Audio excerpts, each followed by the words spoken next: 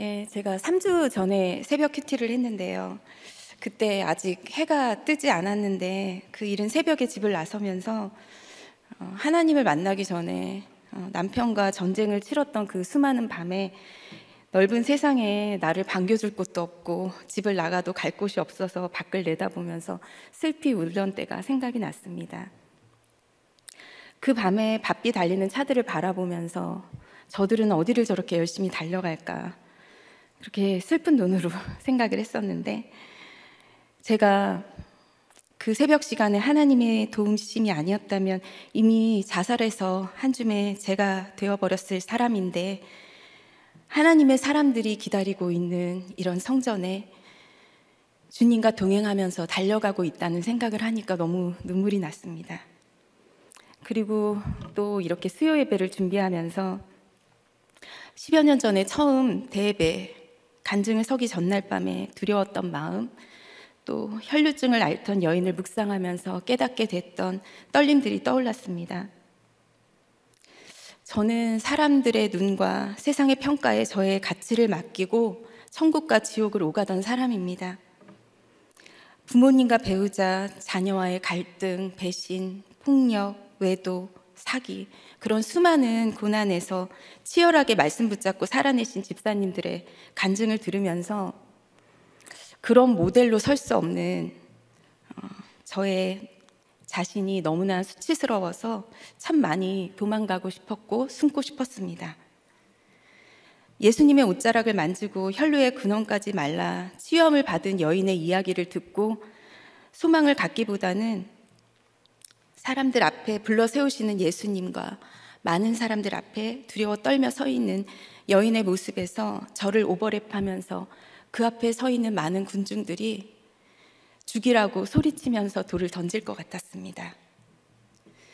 12회나 혈류증을 낳았다가 12회나 혈류증으로 괴로움을 당하다가 그렇게 나았고,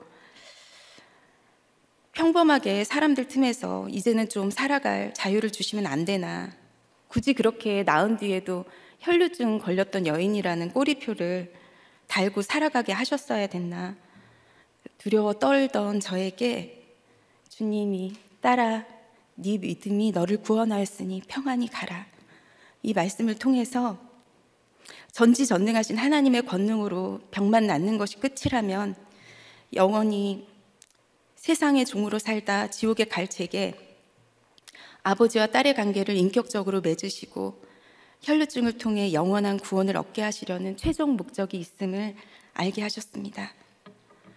네 병에서 놓여 건강할지어다, 그 말씀을 통해서 이 병이 나아도 또 다른 수많은 병에 걸릴까 봐 두려워하며 이 땅에서 집착하고 매여 사는 인간은 결코 하나님 없이는 영육으로 건강하게 살 수 없는 수많은 병에 매여 사는 불쌍한 인생임도 깨닫게 해주셨습니다. 가족과 친척들조차 저의 이야기를 입에 올리는 것을 끔찍하게 싫어했습니다. 원래 사람을 너무 좋아했던 저였는데 중독과 병에 걸리고 나서부터 사람들로부터 꽁꽁 숨어서 거짓으로 포장하면서 거짓말이 거짓말을 낳고 도망가는 인생을 살았기 때문에 그런 저를 뽑고 허물고 다듬고 빚어가신 이야기들은 여성 잡지에 실린다고 해도 단편으로는 안 되고 장편이 돼야 될 것 같습니다. 그러나 세상에서 고개를 흔들며 혀를 찰 그 스토리들을 모두 하나님의 방문이 되도록 말씀으로 해석해 주시고 깨닫도록 도와주신 저의 수많은 목자님들, 권찰님들, 그리고 매주 수요 예배까지 17장, 20장, 25장 그렇게 말씀 준비하시면서 24시간 말씀 앞에서 떠나지 못하신 우리 목사님을 생각하면 제가 이 좁은 길 정말 잘 따라가야 되겠다는 생각이 들고 제 안에 사단으로부터 저를 지켜주시기를 항상 기도합니다. 그리고 한 영혼을 살리기 위해서라면, 하나님을 위해서라면 우리의 모든 이야기를 낱낱이 다 말하라고 응원해주는 남편과 아들들에게도 참 감사합니다. 예. 예배 이제 시작해야 되는데 다 끝난 것 같습니다. 예, 이렇게 우리는 매주 예배 때마다 사실 시작 기도만 해도, 텔링만 해도 주님 때문에 충분히 감사한 은혜가 있는 것 같습니다. 오늘 전할 말씀은 5월 14일 본문 창세기 34장 18절에서 31절 말씀으로 큐티인 제목은 세겜성에서 일어난 학살입니다. 벌써 큐티인 본문이 야곱의 스토리를 지나서 요셉과 아들들의 이야기로 넘어갔는데요. 이 시간 다시 야곱과 혈기왕성한 어린 아들들의 이야기로 돌아가야 할 것 같습니다. 아버지 이삭에 비해 성경의 많은 부분을 차지하는 야곱의 삶을 보며 저처럼 사고도 많이 친 야곱의 거룩을 위해 만지시고 처리하셔야 할 부분이 많으니 인생 채찍과 사람 막대기로 끊임없이 개입하시는 구속사의 스토리가 참 이렇게 길 수밖에 없구나 생각했습니다. 구속사의 계보가 끊어지지 않게 하시고 한 영혼 약속의 땅에 입성하기까지 쉬지 않고 베푸시는 하나님의 전적인 은혜와 그 은혜를 받기에 어떤 자격도 공로도 없는 죄성 가득한 인간의 이야기는 성경에 가득합니다. 그래서 성경을 볼 때 가장 마음이 답답한 부분은 하나님 여호와가 나오지 않을 때이고, 그럴 때 우리는 그 내용 안으로 들어가 주인공에게 지금이라도 늦지 않았으니 하나님 찾으라고, 그것만이 살 길이라고 외치고 싶습니다.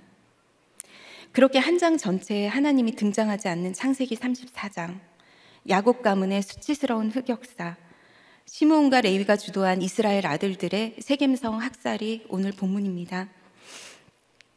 쌓은 것이 죄뿐인 인생이라 감히 권사도 초혼도 어울리지 않고 성도라 불리는 것 자체가 너무 가분한 제게 오늘 이 본문을 통해서 어떤 인생도 어떤 가정도 하나님은 은혜의 자리로 바꿀 수 있음을 나누라고 하십니다.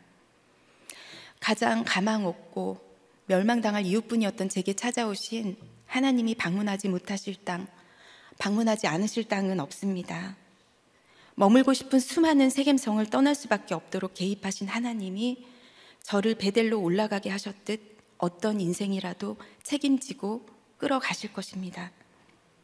오늘 이 시간 악취를 내던 저의 죄악들을 성령의 편지로 바꾸신 하나님을 바라보며 살아낼 힘을 얻고 그 약속의 말씀을 붙잡고 공동체에 들어가기로 결단하는 한 영혼이 있다면 이 또한 약재료로 아름답게 써주시는 갚을 길 없는 은혜의 시간임을 고백하며 주님이 제게 보내주신 성령의 편지를 전하고자 합니다. 첫째, 탐심과 교만으로 속고 속이는 세상의 악함에서 세상의 존귀함과 좋게 여김을 분별할 수 없습니다. 18절 19절입니다. 그들의 말을 하몰과 그의 아들 세겜이 좋게 여김으로 이 소년이 그 일 행하기를 지체하지 아니하였으니 그가 야곱의 딸을 사랑함이며 그는 그의 아버지 집에서 가장 존귀하였더라. 하몰과 아들 세겜이 좋게 여긴 그들의 말은 디나를 강간한 세겜이 아버지 하몰과 함께 찾아와 디나와의 혼인을 요구하자 세겜 땅의 모든 남자들이 할례를 다 받아야 한 민족이 될 수 있다는 조건을 내세운 야곱의 아들들의 대답입니다. 그리고 그 말은 13절에 분명히 써 있는 것처럼 속여 대답한 것이었습니다. 하나님의 백성인 야곱의 아들들이 양심의 가책도 없이 속이는 수단으로 할례를 사용했고 그 할례를 좋게 여기는 세상의 아들 세겜과 아버지 하물을 보며 원하는 것을 갖기 위해 하나님에 대해서는 관심이 없이 교회에 오고 세례를 받고 목장에 가서 원하는 결혼, 동업, 중요한 계약을 체결하고자 집요하게 잡고 늘어지는 세상을 보게 됩니다. 그런 세상에 겁없이 한 민족이 될 수 있다는 말을 거짓으로라도 내뱉은 야곱의 아들들, 세상의 환상을 가지고 보러 나갔던 딸 디나의 뒤에는 분명 세상을 좋아하고 나 중심적인 문제 부모 야곱이 있었습니다. 할례는 아브라함의 후손이자 선민임을 뜻하는 징표로 하나님과의 언약의 표징이었습니다. 그러나 그 할례의 의미도 뜻에도 관심이 없이 소년 세겜은 오직 두 가지 이유 때문에 지체하지 않고 어떻게 하면 그 땅 모든 남자들이 할례를 받게 할까만 생각하고 달려갑니다. 첫 번째는 야곱의 딸을 사랑함, 두 번째는 아버지 집에서 가장 존귀하기 때문이었습니다. 존귀하다는 지위나 신분이 높고 귀하다는 뜻으로 하몰의 뒤를 이어 세겜성의 추장으로서 그 성읍에서 가장 높은 자였음을 의미합니다. 부잣집 맏딸로 약대를 들어가며 존귀함만 받던 엄마는 새벽 기도를 가시다 쓰러지신 외할아버지의 반대를 무릅쓰고 아빠를 사랑함으로 원불교에 다니고 열심히 제사 드리는 집안의 가장이었던 아빠와 부신 결혼을 하셨습니다. 갑자기 암 판정을 받으셨던 아빠가 우연히 설교 테이프를 듣게 되고 오래전부터 교회에 꼭 가고 싶었다고 부모님께 선포하시며 가족들을 데리고 교회에 가기까지 오랜 시간 외할아버지의 눈물의 기도가 있었음을 우리들 교회에 와서야 깨닫게 되었습니다. 불신 가정에서는 처음으로 그렇게 아빠가 천국에 가셨지만 공동체도 말씀도 없이 40대에 세 자녀와 남겨진 엄마에게 하나님은 그토록 열심히 살고 기도했지만 결국 아빠를 살려주지 않은 야속한 분이셨습니다. 장례식장에서 어린 저에게 이제 네 아빠는 나니까 걱정 말라고 큰소리 치시던 작은 아버지가 아빠가 남기신 유산을 몰래 가로채고 거기에 대해 친척 누구도 나서지 않는 것을 보며 엄마는 어떻게든 아빠가 남기신 재산을 불리고 세 자녀를 세상 보란듯이 키워내겠다는 다짐을 하시며 365일 약국문을 가장 늦게 닫고 가장 일찍 여셨습니다. 어느 날 가출해서 선교지를 가고 사모가 되어 외국에서 볼 수도 없는 언니, 전교 1등만 하다 유학 간 오빠가 성공해서 올 그날을 기다리며 저는 엄마의 남편이자 막내딸이자 마지막 소망이 되었습니다. 그렇지만 그런 엄마의 기대를 만족시키기에 저는 턱없이 부족했습니다. S대를 나온 아빠와 오빠 이야기를 하시며 이를 악물면 못할 게 없다. 4시간 자면 붓고 5시간 자면 떨어진다고. 네가 제일 강하다고 하셨던 엄마의 저를 향한 확신의 시작은 이미 돌아가신 아버지를 집으로 모시고 와서 관에 넣는 모든 과정을 제게 보게 하시면서 아빠의 죽음을 받아들이고 인정하도록 주변의 만류에도 고집하셨을 때 그 모든 순간에 제가 조금도 울지 않았다는 것입니다. 아빠를 곱게 꾸미고 베옷을 입혀 관에 넣고 망치로 못을 박는 사람들을 막으려고 울며 몸부림치는 언니를 보며 어린 저는 아빠가 예수님처럼 부활하실 거라고 생각하고 담담하게 바라보며 막지 않았습니다. 아빠를 추운 겨울 차디찬 땅에 묻고 돌아오는 차 안에서 사촌 동생과 끝말잇기를 하며 노는 제 모습에 친척들은 고개를 절레절레 흔들며 너무 독하다고 하셨지만 사실 저는 우는 게 너무 무서웠고 사랑했던 아빠 생각을 하며 슬픔을 직면할 자신이 없었습니다. 그렇게 독하고 강하다는 프레임이 씌워진 저의 입시가 다가오매 엄마는 약국도 다른 사람에게 맡기고 24시간 저와 함께 하셨습니다. 엄마가 운전하는 차 안에서 밥을 먹고 레슨을 가면 선생님이 가르치시는 것을 녹음하고 적으시며 새벽까지 공부하는 제 뒤에서 신문을 보시면서 너와 내 인생을 바꾸고 싶다고, 넌 미래가 있으니 얼마나 좋냐고 하실 때마다 저는 마음속으로 미래가 없어도 마음껏 잘 수 있고 놀 수 있는 자유가 있었으면 좋겠다는 생각을 했습니다. 그렇게 피아노과를 들어가고 선을 보며 아버지가 안 계신다는 이유로 결혼이 성사되지 않는 경험들을 통해 저에게는 아버지가 계시지 않는 것을 좋게 여기고 엄마에게 존귀함을 받도록 도와줄 상대가 필요했고 그런 엄마의 마음에 쏙 드는 의사 남편을 대학원 졸업을 앞두고 만나게 되었습니다. 20절부터 23절까지는 더욱 야곱 가문에 대조되는 결단력과 리더십을 갖춘 것처럼 보이는 세겜과 아버지의 하몰의 모습이 그려집니다. 20절, 21절입니다.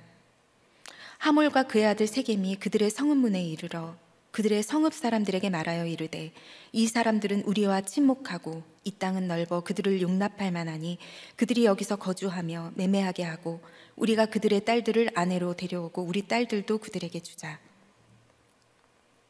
세상의 리더십은 이렇게 상대의 이익을 보장해 주는 것 같지만 결국 내 이익이 있기 때문에 던지는 유혹이고 상대가 원하는 탐심을 꿰뚫어 볼수록 더 유혹을 잘하는 리더십을 갖추게 됩니다.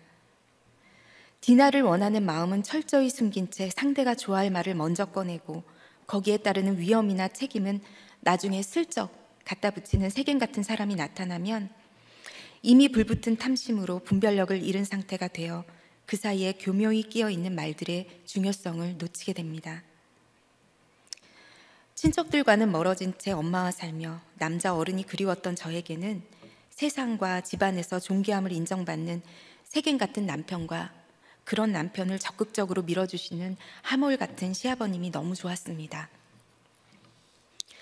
왜 야곱의 아들들이 오직 할례를 받아야만 한다고 주장하는지 자세히 알아보려고도 하지 않고 돈 드는 것도 아니고 성읍 사람들 설득 주는 일도 아니라 여기며 원하는 디나를 얻기 위해 지체하지 않았던 세겜처럼 저 역시 사랑한다는 말도 할 줄 모르고 표현도 없는 남편에게 어떤 여자와 결혼하고 싶은지 물으며 그게 바로 나라는 것을 어필하기 위해 지체하지 않았습니다.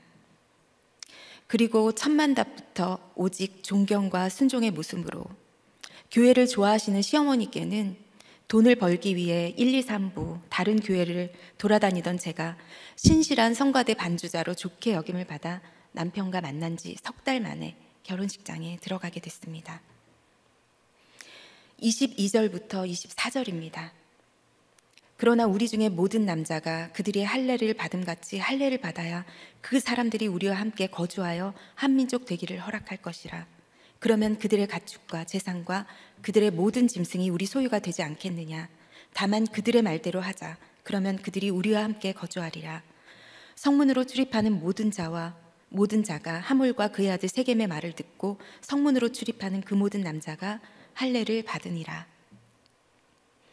당시 넓은 세겜 땅에 야곱 집안의 많은 가축과 재산과 모든 짐승까지 있으면 얼마나 좋겠냐는 그럴듯한 세겜의 말에 성읍 주민들 역시 세겜처럼 지체하지 않고 이익을 쫓아 할례를 받는데 전원 동의를 합니다. 세겜은 디나를 갖고 싶었고 세겜 성읍 사람들은 야곱 집안의 소유를 우리 것으로 만들고 싶었습니다.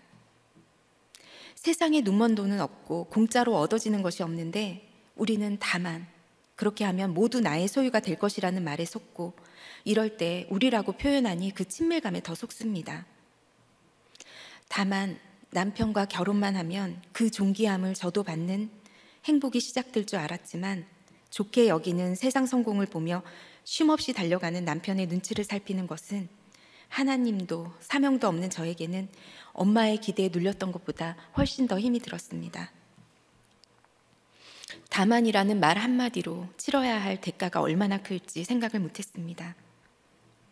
그러니 진솔하게 내가 갖고 싶은 디나를 강간했음을 재고백하는 공동체에서 이런 모든 유혹과 거래의 내용들을 나누며 묻고 객관적으로 분별해서 그러다 한꺼번에 누워있을 때 그쪽에서 쳐들어오면 어떻게 되는 건가요? 지켜줄 병력은 있어요? 이런 전략과 전술을 함께 짜는 전략기획실 목장이 너무 필요합니다.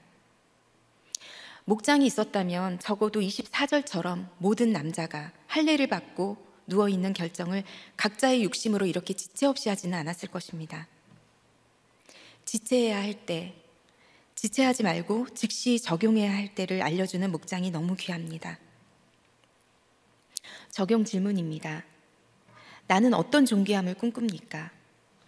세상의 존귀함입니까? 하나님 아버지 집의 존귀함입니까? 내가 지체 없이 행하고 싶은 일, 좋게 여기는 일은 무엇입니까? 그것이 나의 탐심과 교만 때문임을 인정하십니까? 다만을 사용해 이익은 과장하고 치러야 할 대가를 축소하는 것은 무엇입니까? 첫 번째 단락이 믿지 않는 세상의 악이라면 두 번째 단락에는 야곱 가문의 악함이 나옵니다. 둘째, 나의 까닭으로 악한 수단과 방법을 정당화합니다. 25절부터 26절입니다. 제3일에 아직 그들이 아파할 때에 야곱의 두 아들 디나의 오라버니 시므온과 레위가 각기 칼을 가지고 가서 몰래 그 성읍을 기습하여 그 모든 남자를 죽이고 칼로 하몰과 그의 아들 세겜을 죽이고 디나를 세겜의 집에서 데려오고 17절까지 야곱의 아들들로 등장하던 주어가 25절에서 시므온과 레위가 되었고 그 앞에는 야곱의 아들이 아닌 디나의 오라버니라는 수식어가 붙습니다.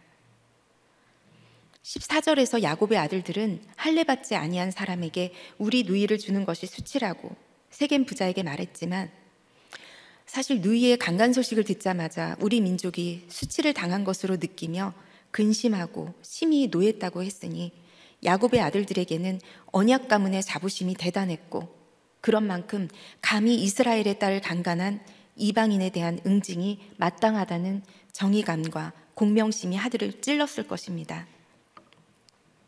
그러나 딸 디나의 강간 사건에서도 이후 세겜과 아버지 하몰이 당당하게 찾아와 혼인을 요구할 때에도 전혀 말이 없는 아버지 야곱을 보며 레아의 아들로 태어나 차별을 온몸으로 느꼈을 시므온과 레위는 마치 그 반응이 사랑받지 못한 어머니 레아와 자신들을 향한 무관심으로 느껴졌을 것이고, 그러니 아버지 야곱에게 묻지도 않고 모든 남자가 다 할례를 받는다면 한 민족이 되겠다는 거짓말을 그럴듯하게 했던 것입니다.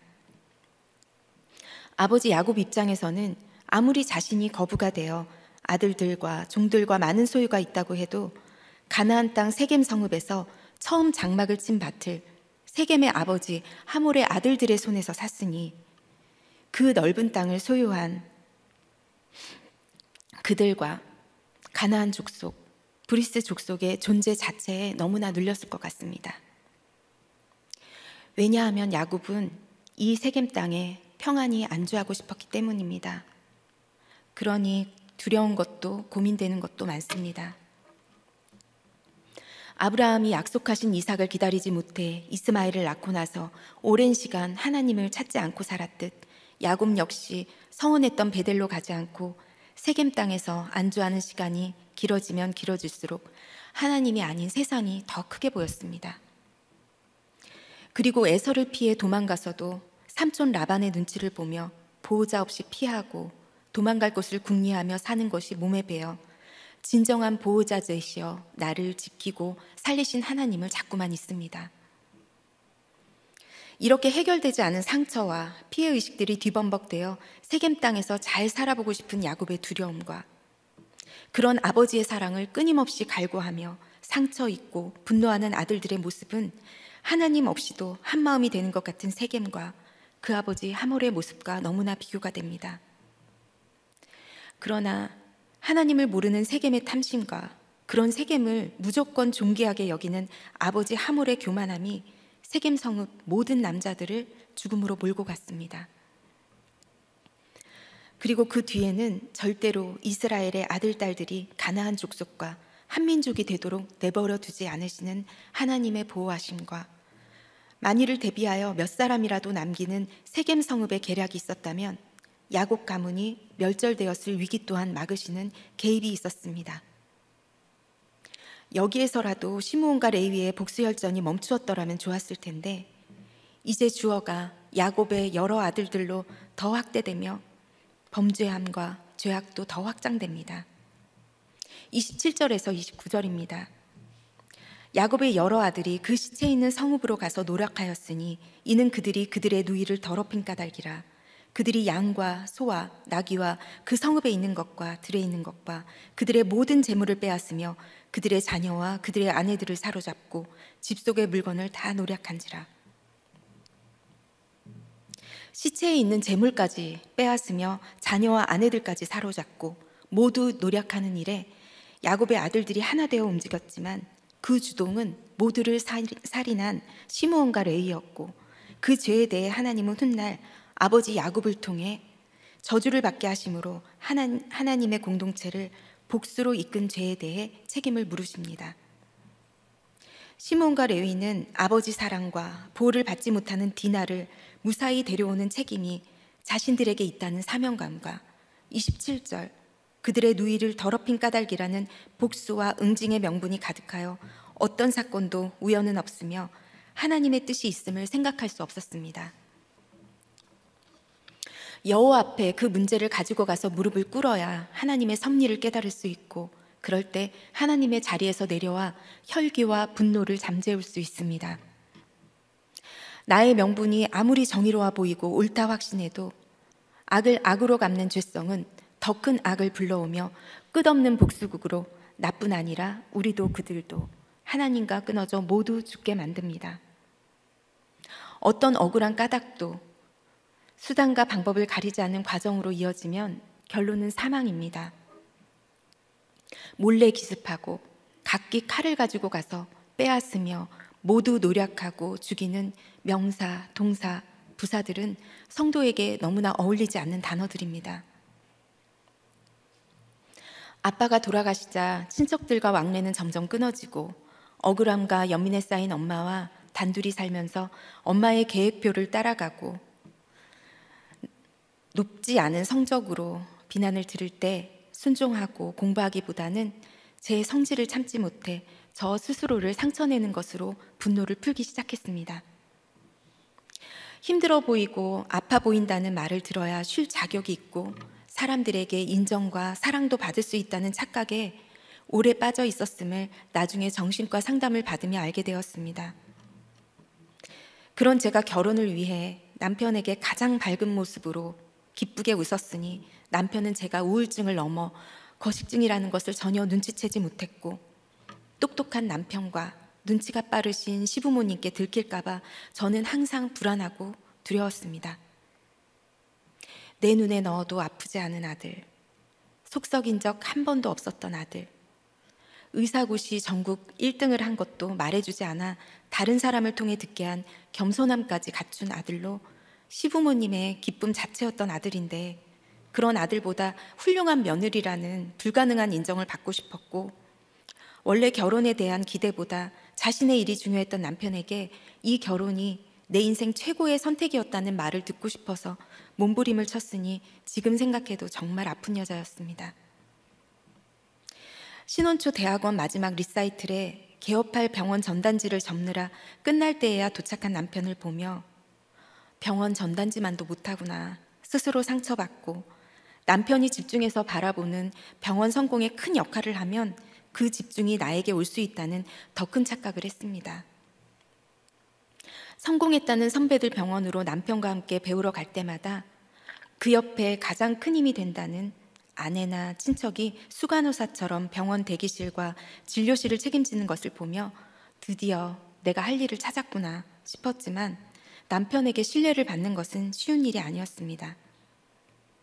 완벽하고 빈틈이 없는 남편 앞에서 항상 실수가 많았고 그럴 때면 간호사들 앞에서 욕을 먹고 아내인지 모르는 환자들은 경험 없는 간호사인 줄 알고 끊임없이 지시하고 불만들을 표현하니 무서운 아빠 밑에서 엄격한 규칙이나 관계의 질서를 경험해보지 못했던 저의 하루하루는 힘에 부쳤습니다.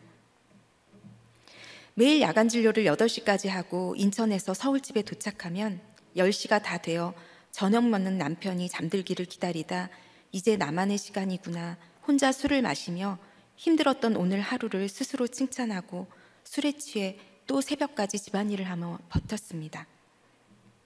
남편이 이거를 읽더니 왜 자기 수면제 먹여서 재운 거는 얘기 안 하냐고, 그건 왜 안 쓰냐고, 그거 꼭 얘기하라고 그러더라고요.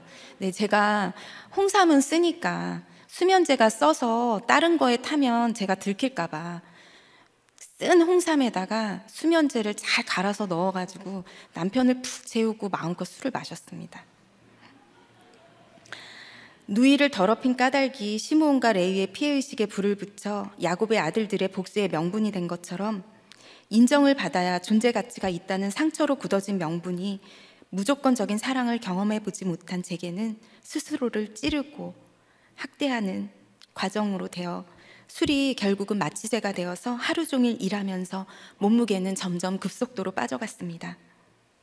그렇게 결혼한 지 6개월이 되지 않아 결국 술에 취해 먹은 것을 다 토하고 화장실에 쓰러져 자던 저는 굳은 얼굴로 소파에 앉아 그러고 보니 네가 결혼한 후에 한 번도 나와 같이 밥을 먹은 적이 없었네.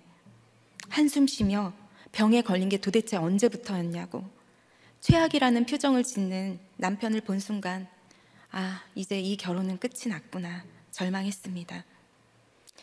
남편에게 벌어지지 않기 위해서라면 뭐든 하겠다고 무릎을 꿇고 빌면서 폐쇄병동으로 들어갔지만 퇴원해서도 좋아지지 않으니 다시 또 다른 병원을 입원하며 정신병원을 입퇴원하다 기적처럼 임신을 했습니다. 이미 생리도 끊기고 40kg도 안 되는 체중이었는데 입원으로 몸이 호전되어 임신이 된 것이라며 남편은 담당 의사 선생님을 신처럼 여겼지만 그 생명이 아니면 결국 이혼으로 끝나버릴 저희 부부를 아신 하나님께서 절대로 임신이 불가능한 저의 태를 열어 그 생명이 저희 부부가 끊어지지 못하게 연결하는 끈이 되게 하셨습니다. 그 귀한 아들을 낳고도 거식증과 알코올 중독이 계속되니 병원 근처로 이사 갔던 인천에서 강남의 식이장애 병원에 출근하듯 가서 매일 체중을 재고 밥과 반찬을 남김없이 먹은 뒤에 소화가 되는 1시간을 병원에 갇혀 있다가 지하철을 타고 인천 병원으로 돌아오는 하루하루를 살았습니다. 1,000원 한 장도 아끼는 남편인데 병원비는 보험도 안 되고 내가 살아있음이 무슨 의미가 있나. 이대로 죽는다면 정신병원에 있었던 시간, 지하철에서 보낸 시간, 그 시간들이 내 인생의 반이겠구나. 자포자기하며 조금씩 술을 마시는 양도 시간도 늘어나니 남편은 제 몸에서 나는 술 냄새를 형사처럼 잘 맡았고 그럴 때면 피비린내 나는 전쟁이 시작되었습니다. 아들마저 나를 필요로 하지 않으면 존재 가치가 전혀 없어진다는 생각에 자는 아들의 귓가에 엄마가 세상에 태어나서 가장 잘한 일이 뭐라고 했지? 하면 아들은 잠결에도 저 낳은 거요. 중얼대며 잘 정도로 아들에게 집착하며 아빠로부터 엄마를 지켜주길 바랬습니다. 저체중으로 태어난 아들을 더 열심히 먹이는 것조차 거식증 환자가 다른 사람을 대신 먹이며 만족하는 증상이라는 정신과의 분석에 억울하다고 슬피 울었지만 지금 돌아보면 하나님을 모르는 제가 세상의 잣대와 평가에 부들부들 떨며 노력한 양육은 결국 아들 때문에 제가 듣기 싫은 말을 듣지 않기 위한 이기적인 사랑이었음이 인정됩니다.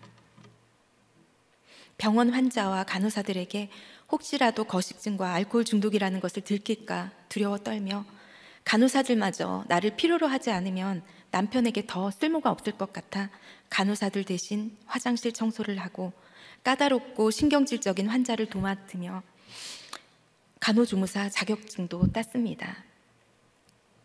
자존감도 낮고 눈치만 살피니 더 매력 없는 모습으로 간호사들에게도 조롱거리가 되었을 때 그 간호사들이 재미있는 일상을 보내는 것을 옆에서 바라보며 그들이 즐기는 인터넷 동호회에 마치 디나가 그 땅의 딸들을 보러 나간 것처럼 호기심과 기대감으로 나가게 되었고 그것이 저의 외도의 시작이 되었습니다.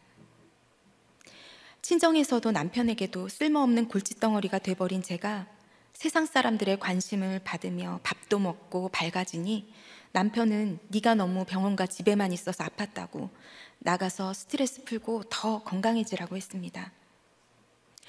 그렇게 저의 거짓말은 윤리와 도덕의 기준도 뛰어넘어 눈만 뜨면 언제 나갈 수 있을까 초조해지고 일주일에 한두 번 나가던 외출이 점점 횟수가 많아지면서 매일 나갈 이유를 만들어 감기 기운도 없는 아들에게 졸음이 쏟아지는 코감기약을 먹이고 한밤중 달려나가면서 저 자신에게 너는 미쳤다. 천벌을 받아 죽어도 싸다. 외치면서도 멈출 수 없었던 아내의 자격도 엄마로서의 양심도 없는 죄성 가득한 괴물이 되었습니다. 그러다 한 사람과 본격적으로 만나기 시작하려고 하는 그때 제 휴대폰을 한 번도 본 적이 없었던 남편은 계속 늦어지는 밤 외출이 수상하다 느끼며 제가 자는 사이에 주고받은 문자들을 다 보게 되었습니다. 이제 드디어 모든 것이 끝났다고 속이 후련하다며 긴 말 필요 없이 이혼 서류를 준비하라는 말을 한 남편은 바로 시댁과 친정으로 전화를 돌렸습니다. 당시 형님은 동서의 병 거식증을 인터넷으로도 검색하고 알아보니 사랑과 따뜻함이 필요하다는데 도련님을 만나서 병이 더 악화된 거라며 동서를 위해 이혼하는 게 맞다고 하셨지만 당시 전라도 광주에서 CTS를 통해서 목사님 설교를 매주 들으시며 은혜를 받으셨던 시어머니께서는 어린 아들이 있으니 이혼하는 것이 답이 아니라고 남편을 설득하셨습니다. 그리고 제게 어서 김양재 목사님을 찾아가 보라고 선교지에 가서 기아에 허덕이는 아이들을 보고 정신을 차리라고 하시면서 너희들이 교회에 열심히 다니지 않으니 어떤 방법으로 치셔서라도 예수님 만나게 해달라는 무서운 기도를 시작하신 지 몇 주가 되셨다는 말씀을 하셨습니다. 그 당시에는 이혼당하면 친정으로 올 생각은 말라는 엄마의 단호함이 야속했지만 지금 돌아보면 갈 곳이 없어서 끝까지 결혼을 지키도록 도와주시고 사기 결혼을 시켰다며 시댁에서의 조롱과 무시를 다 들으시면서 100배 사죄하신 엄마께 감사하고 죄송할 뿐입니다. 본문의 세겜성읍처럼 제게는 남은 것이 하나도 없이 중독과 거짓으로 더럽혀져 영육으로 죽임당하며 살아있으나 죽은 자 그 자체였습니다. 당장 정신병원에 입원시켜 평생 저를 찾는 가족이 없다 해도 할 말이 없었습니다. 그런데도 이제 모든 중독 끊고 거식증도 나아 새롭게 살아보겠다고 말할 수가 없었습니다. 저 스스로 그렇게 살 자신이 전혀 없었기 때문입니다. 그러나 그렇게 노략당하고 남은 것이 하나도 없게 하심으로 그 땅을 떠나 약속의 땅으로 들어가게 하시려는 하나님의 계획은 여전히 멈추지 않고 계속되고 있었습니다. 적용 질문 드립니다. 나의 피해의식으로 나를 죽이고 누군가를 죽이는 복수의 명분을 찾는 것이 하나님의 뜻을 깨닫지 못해서임이 인정되시나요?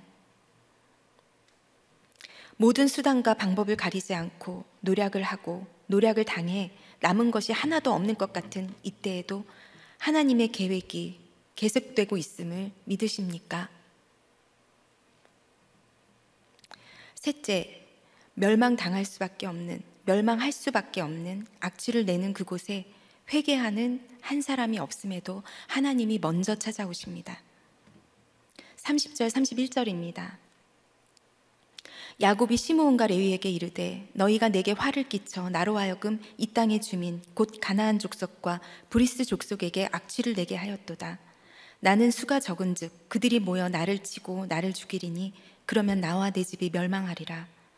그들이 이르되 그가 우리 누이를 창녀같이 대우함이 옳으니이까. 지금까지 34장 전체에 답답하리만큼 말이 없고 어떤 대처도 없던 야곱이 오직 내 집을 외치며 철저히 자기 중심적인 모습을 보입니다. 믿음의 아버지로서 내가 너희에게 화를 끼쳤다고, 내가 세겜성에서 거주하여 이 모든 사건을 하나님이 허락하셨다고, 이제 베델로 올라가자 했으면 어땠을까 싶지만 하나님의 전적인 은혜가 아니면 회개조차 되지 않는 인간의 철저한 이기심을 야곱을 통해서 보여주십니다. 하나님이 세겜 땅에서 나오게 하시려고 간섭하신 것을 깨닫지 못하니 아들들만 탓하며 가나안 족속과 브리스 족속이 하나 되어 오직 나를 죽일까 두렵기만 합니다.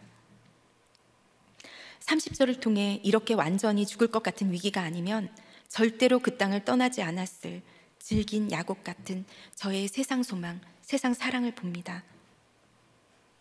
믿지 않는 세겜은 세겜 성읍 사람들에게 말끝마다 우리를 외쳤는데 믿는 야곱에게는 우리라는 단어가 없고 아들들 또한 아버지의 딸이 아닌 우리의 누이라고 하며 아버지와 선을 긋고 따지면서 야곱과 자녀는 여전히 주님 앞에 회개하고 한 마음이 될 생각이 없습니다. 그렇게 남편과 저는 서로 만나지 말았어야 할 사람이었다고 끊임없이 후회했고 저는 태어나지 말았어야 했다고 수없이 자살 시도를 했습니다. 그런데 그렇게 탓을 하는 야곱과 옳고 그름을 따지는 아들들의 모습에 바로 이어지는 35장 1절, 하나님이 야곱에게 이르시되, 그 말씀처럼 하나님은 텅 빈 제게 들어오셨습니다. 죽기 전 한 번만 가본다는 심정으로 갔던 여자 목장에서 수많은 정신과에서 들어보지 못한 해석을 들었고, 우리 모두 중독이 없는 사람이 어디 있냐며 내 죄는 비교할 수 없이 더 크다고 눈물로 회개하시며 손잡아 주시던 지체들을 통해 하나님의 무조건적인 사랑과 차별 없는 구원이 조금씩 믿어졌습니다. 남편에게 한 번만 교회에 가달라고, 그래도 이혼을 해야겠다면 양육권과 위자료 어떤 것도 요구하지 않고 조용히 이 집에서 나가겠다며 남편이 쓴 이혼 서약서에 도장을 찍었습니다. 그리고 교회에 처음 왔던 2007년 10월 14일, 기적처럼 저희 부부는 새가족 등록을 했습니다. 부부 목장에서 간암이 재발되어 천국을 눈앞에 두신 집사님이 저희 부부를 위해 감사의 찬양을 부르실 때 천국 소망을 어렴풋이 느꼈고 목장이 끝나갈 때면 이제 잠시 후 남편과의 숨막히는 시간이 시작될 테니 지금 이 순간 시간이 멈췄으면 좋겠다고 생각했습니다. 그래서 예배 시간은 제가 자유한 시간, 숨을 쉬며 울고 웃을 수 있는 시간이었고, 양육을 받고 과제를 하는 시간이 중독으로부터 보호되는 가장 안전한 시간이었기에 양육이 끝나는 것이 너무 서운했습니다. 그러나 그 자리를 벗어나면 여전히 술과 거식증으로 무너지는 저 때문에 계속 복음도 교회도 지체들도 남편의 조롱거리가 되었고, 결국 남편이 교회를 박차고 나가니 이 모든 것이 나 때문이었구나, 이 모든 것이 나 때문이구나 스스로 고발하며 정죄감으로 힘들었습니다. 그런데 그런 저를 위해 하나님은 그 시간 어린아들과 손잡고 인천에서 휘문을 오가며 주일 예배를 드리고 중고등부 교사를 하고 1:1 양육자도 하고 부부 목장까지 드릴 수 있게 하셔서 주일 하루를 온전히 너무나 꿈같은 시간으로 채우게 하셨습니다. 정신병원을 다닐 때와 똑같이, 아니 더 일찍 새벽에 나와 인천에서 강남을 오가는데 말씀이 있고 공동체가 있으니 아들을 업고 발 디딜 틈 없는 지하철에서 간신히 깜깜한 밤에 집에 돌아와도 너무 행복했습니다. 비로소 하나님 앞에 홀로 서게 되니 지금까지 예배와 말씀 앞에 남편을 붙잡고 서서 이 땅만 보고 있었음이 깨달아졌습니다. 이 지겨운 중독들로부터 언제 벗어날 수 있는지, 우리 가정이 정말 회복될 수 있는지, 모든 의심과 두려움에서 분리되어 시 공간을 초월해 말씀해 주시는 하나님의 말씀이 슬픈 위로나 무서운 경고가 목적이 아닌 나를 향한 약속의 말씀으로 이 땅의 사랑과는 차원이 다른 큰 사랑으로 채워지게 되었습니다. 그리고 지금까지 그 사랑으로 채워지지 못한 나와 우리 가정이 살아 있어도 죽은 자였고 죽은 가정이었음도 알게 되었습니다. 그렇게 말씀이 가장 큰 기쁨이 되니 남편이 욕을 해도 더 이상 술로 달려가 연민에 빠질 필요가 없이 오늘은 상급이 더 크겠구나 기뻤고, 이번 주에도 나눌 적용거리가 있는 목장이 있고 격려해 주시는 주님이 계시니 전혀 외롭지 않음을 맛보았습니다. 아들과 함께 매일 아침 큐티하며 오늘은 어떤 말씀을 우리에게 주실까 기대하고 남편의 구원을 위해 기도하며, 이렇게 내가 하나님 만나도록 냉정함과 무서움으로 수고한 남편이 교회에 돌아오지 않으면 그 피값을 제대로 살지 못했던 내게 물으시는 것이 마땅하구나 회개하며 남편 병원 문을 닫아서라도 교회에 돌아오게 해달라고, 이제 같이 지하 셋방에 가서라도 살 준비가 되었다고 기도가 터져 나왔을 때 그토록 건강을 자부하던 남편이 디스크 파열로 응급수술을 받고 교회에 돌아오는 기적도 보여주셨습니다. 돌발성 난청과 급성 신부전증뿐 아니라 오랜 거식증으로 모든 장기가 작아진 저에게 11살 터울의 늦둥이를 주시기 전 2번의 유산 사건까지 성령의 선물을 시기마다 주셔서 많은 분들의 아픔에 해줄 말이 있게 하시니 이제는 그 사건들을 겪지 않았으면 어쩔 뻔했나 감사하고, 작은 소망조차 없었던 저를 통해 성령의 편지를 받게 되는 분들을 볼 때면 무엇으로도 채울 수 없는 기쁨이 넘치는 새로운 삶을 살게 되었습니다. 만약 저를 아껴주고 사랑해주는 남편을 만났더라면 하나님을 절대로 볼 수 없었고, 친정아버지, 시아버지가 저를 지키고 책임지셨다면 하나님 아버지만 붙잡을 수 없었을 것입니다. 남편과 시어머니께 그토록 갈구하는 신뢰와 인정을 받았다면 거식증과 알코올 중독이 빨리 나았을지는 모르겠지만 세상에서 사명과는 상관없는 삶을 살며 이 땅에서의 참 짧은 인생을 의미 없이 마쳤을 것 같습니다. 그래서 34장 시작부터 강간당하고 세겜에 잡혀 있다가 다시 오빠들 손에 이끌려 집으로 돌아와 자살도 하지 않고 누구 탓도 하지 않고 묵묵히 살아내는 디나를 생각하며 너무 은혜가 됐습니다.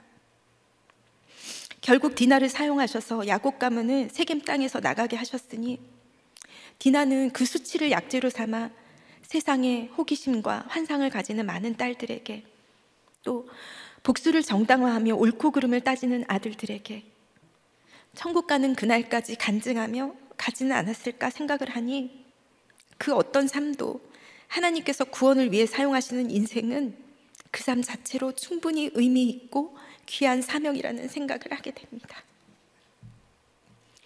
그리고 무슨 말인지 알아듣지도 못하는 제게 목장에서 계속 들려주셨던 많은 삶의 이야기들이 구속사의 섭리였음을 돌아보게 됩니다. 때로는 디나와 시므온과 레위와 야곱의 삶을 살았고, 디나와 같은 딸, 시므온과 레위 같은 아들, 야곱 같은 아버지를 지독히도 원망했던 그분들이 바로 그 사람을 통해 이곳에 앉아있음이 너무나 기쁜 우리들이 되었음을 들으며 조금씩 저도 그 우리들 안에 들어가게 되었고, 나와 함께 하시는 주님의 이르시되의 음성을 매주일 선포되는 목사님의 말씀을 통해 들으며 살기 위해 녹취하고 버티기 위해 다시 읽다 보니 나에게 들려주시는 음성을 들을 수 있었습니다. 그래서 지금은 바람 피운 아내 때문에 힘들어하시는 남자 집사님들께 제가 대신 죄송하다고 사과드리고, 소망이 보이지 않는 자녀를 둔 집사님들께 이런 저도 주님을 만났는데 끝까지 포기하시면 안 된다고, 먼저 집사님이 예배 자리에서 주님 만나 황홀한 모습 보여주고 가시면 된다고 함께 기도하게 하십니다. 남편의 마음을 얻기 위해 따낸 간호조무사 자격증 덕에 남편이 아울리치에 갈 때 돕는 간호사가 되기도 하시고, 수많은 정신과와 상담으로 깨닫고 겪은 것들을 통해 이기적인 제가 많은 지체들 입장이 되어 그 상처들을 들여다보게 해주셨습니다. 세상에서 박수 받기 위해 밤이 새도록 연습하던 피아노 건반은 이제 녹취하는 키보드가 되게 하셨고, 거짓말을 숨기기 위해 발달된 눈치는 구원 때문에 주목하는데 큰 은사가 되게 하셨습니다. 한 번 들은 고발은 잊어버리지도 않고 곱씹으며 상처로 새기고 나도 남도 죽였는데, 이제는 지체들의 이야기를 들으며 적지 않아도 목장 보고서를 쓸 수 있을 만큼 기억하고 발상의 전환으로 돕는 신비한 능력이 되게 하셨습니다. 수없는 자살 시도로 이미 지옥에 갔을 목숨을 살리시고, 감히 목자님, 선생님, 엘더님, 권찰님이라는 영광스러운 호칭으로 불리게 하시며 지금까지 동행해 주신 주님께 받은 은혜를 갚을 길이 없는 죄인입니다. 이런 제 주제를 잊지 않고 셀 수 없이 많은 저의 죄패를 한 사람 살리고 한 가정의 예배가 회복되는 것에 손과 발이 가는 적용과 간절한 기도로 갚아가겠습니다. 적용 질문입니다. 여전히 이것이 옳으냐고 따지며 내 죄를 보지 못하고 탓하고 있는 것은 무엇입니까? 이런 멸망의 사건들이 아니면 절대로 세상을 떠나지 못할 나라는 것이 인정되시나요? 나의 악취가 누군가를 살리는 약재료가 되어 그리스도의 향기가 된 경험이 있나요? 말씀을 맺겠습니다. 하나님께서는 지금 이 사건이 왜 온 것인지, 돌아가야 하는 땅, 회복해야 하는 예배에 대해 야곱을 통해 말씀해 주십니다. 보여지는 것은 딸 디나의 강간 사건이고, 피해의식과 정당성을 내세워 피 묻은 칼을 든 아들들이 나에게 화를 끼친 것 같지만, 나의 수치스러운 34장이 온 것은 내가 하나님을 뒤로 한 채 33장 18절 평온히 도착한 그곳에 영원히 살 것처럼 밭을 샀기 때문이라고 하십니다. 이렇게까지 가나안 브리스 족속에게 악취를 내지 않으면 어떻게든 그들과 잘 지내고 싶고, 조금이라도 길이 있으면 또 도망갈 야곱 같은 나에게 완전히 멸망당할 것 같은 34장을 내 인생에 허락하십니다.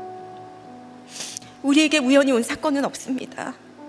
그러니 그토록 떠나기 싫고 평안히 안주하고 싶은 세겜성을 떠날 수밖에 없게 만드신 하나님 사랑에 이제는 올소이다로 고백하며 나의 베델로 올라가 모두의 예배가 회복되는 은혜를 누리게 해달라고 간절히 기도하고 다시 일어서야 합니다. 어떤 모양이든 하나님이 주신 등의 모양과 크기와 화려함에 불평하지 말고 나와 모두의 구원을 위해 꼭 맞는 등을 주셨음에 감사하며 그 등에 채울 말씀의 기름, 제패와 제구벌을 통한 회개의 기름을 구원을 위한 약재로의 등불로 매일 기쁘게 준비하는 들러리가 된다면 천국 문 앞에 설 때만 기다리며 꾹꾹 참는 것이 아니라 바로 지금 천국을 누리는 내 모습을 통해 주변에 환한 빛이 비치게 해주실 것입니다. 그러니 지금까지 내 삶에서 34장의 악취를 내는 모든 죄악들을 숨기려고 도망치거나 그 속에 갇혀 이 땅의 유한한 시간을 낭비하지 말고 사형과 상처들을 말씀으로 해석받아 구원을 위한 약재료로 사용하며 이 땅에서 맡기신 사명을 은혜로 감당하는 우리 모두가 되기를 기도합니다. 기도드립니다.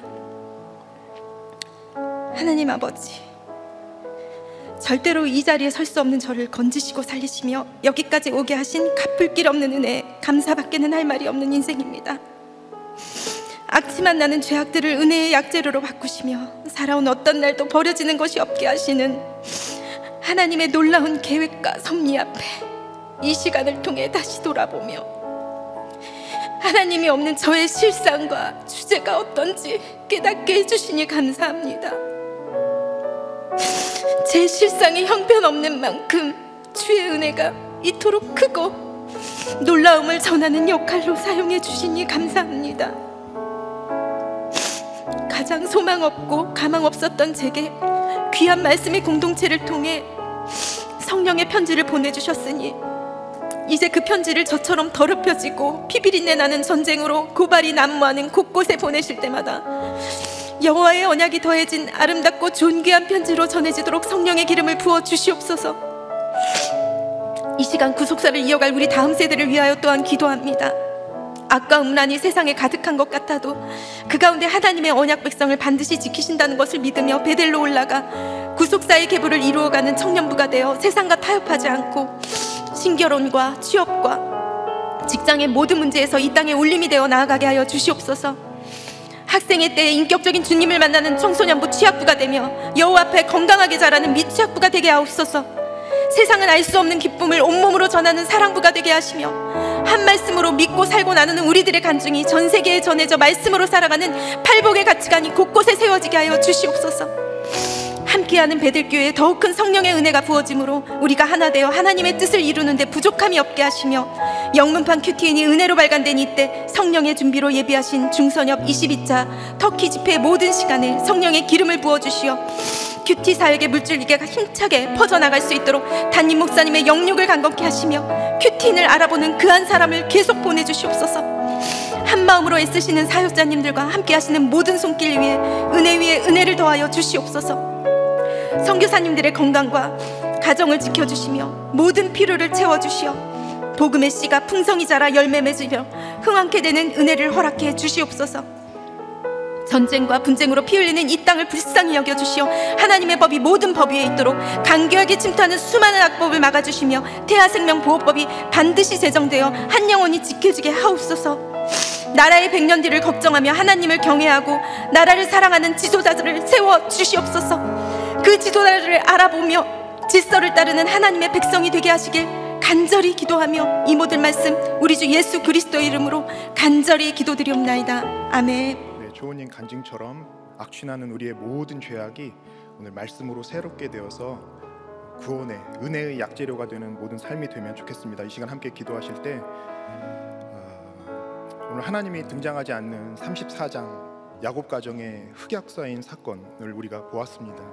세상 존귀함만 따라가는 삶이 결국 서로 경쟁하고 죽이고 심지어 하나님께 구별된 상징인 할례마저도 속이는 수단과 방법으로 쓰는 그 악을 행하는 모습을 우리가 봅니다. 그러다 결국 모두 사망에 이르게 되는 우리의 비참함을 또 보게 됩니다. 이 시간 각자 추구하는 세상 존귀함과 안락함이 무엇인지 한번 돌아보시면서 십자가에 못 박는 그 회개의 기도를 드립시다.